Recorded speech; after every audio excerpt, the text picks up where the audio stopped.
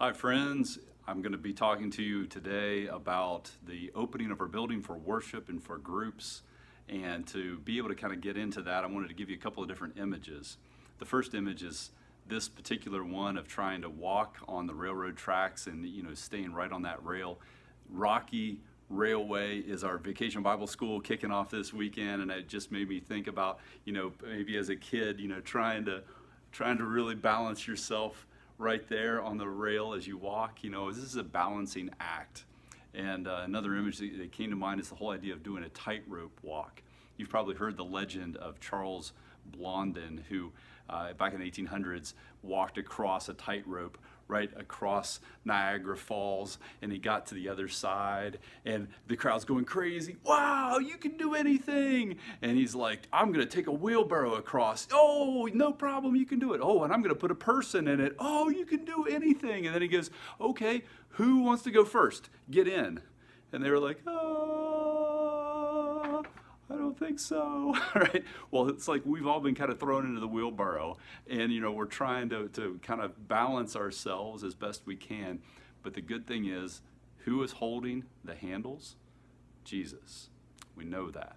So we're gonna make it. We're gonna make it. So let me give you a few little details here, and let's see. Let's go to this next little set of slides. All right. So check this out.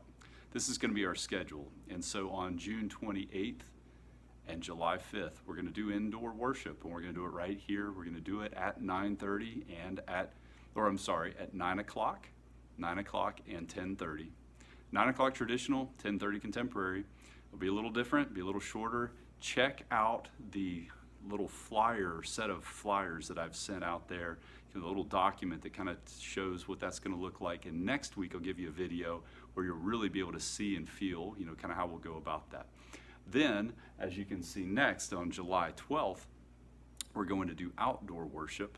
Well, why are we going to go outdoor right as soon as we get used to indoor? Well, as you already saw in the mailing that I sent out, Phase 3 electricity is being brought into our building. It's a massive undertaking. They bore under the ground, they use a crane on the roof. I mean, it's just crazy stuff. And so we're going to have to shut the building down with the electric just shut down for a while. We're planning on doing the outdoor service at the pavilion. We're just going to have to be flexible, right? We're just kind of balancing, just walking along.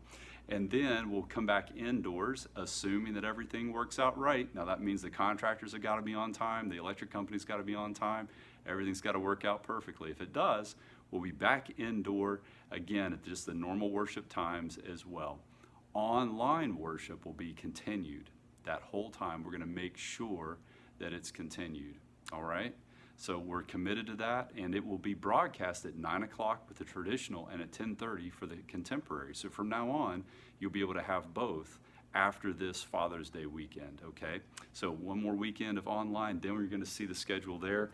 And if you're doing a group and that kind of stuff on our website, there's a forms page, and so we're going to have forms on there where you can kind of let us know what your needs are, and if your group is wanting to get back in here or you want to start a new group. There are safety protocols for worship and for groups that we're going to need to live into, and we're just going to do it together. All right, so I'm going to give you one final little story. All right, so it's story time. Let me sit right here with you. So thinking about kind of living in this kind of disruptive time, it just is just what happens. So I was about, if I remember right, and the details are a little fuzzy, but I think this is about right. I was about 12, maybe 13 years old, and my grandmother, who's like a world traveler, went to Mexico, came back, brought me the t-shirt. I wore the t-shirt to school, and I was so proud. And it was really weird because some of the kids really loved the t-shirt that I didn't realize they would love it, And, some of the cool kids, one of them was like, hey, Nathan, that shirt, nice. Oh, Nathan, what a shirt. That's great. That's just rad. And then even the tough kid, right? The one that wore like the Guns N' Roses Appetite of Destruction shirt. He looks at me like, Custer, I like that shirt. And I'm like, wow, golly, thanks, guys. My grandma brought it back. Oh, this is great. And then I got called to the principal's office. And they're like, Nathan, would you explain your shirt? Oh, sure, guys, I got this from my grandma. Isn't it great? It's from Corona, Mexico.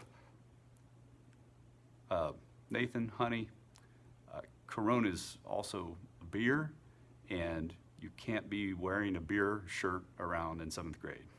Um, so whether Corona is a beer or a virus, it can interrupt your life and cause some havoc. Lesson for the day. So we're going to make it. I can't wait to see you. I'm proud of you and all that you're doing, and I will see you soon one way or another.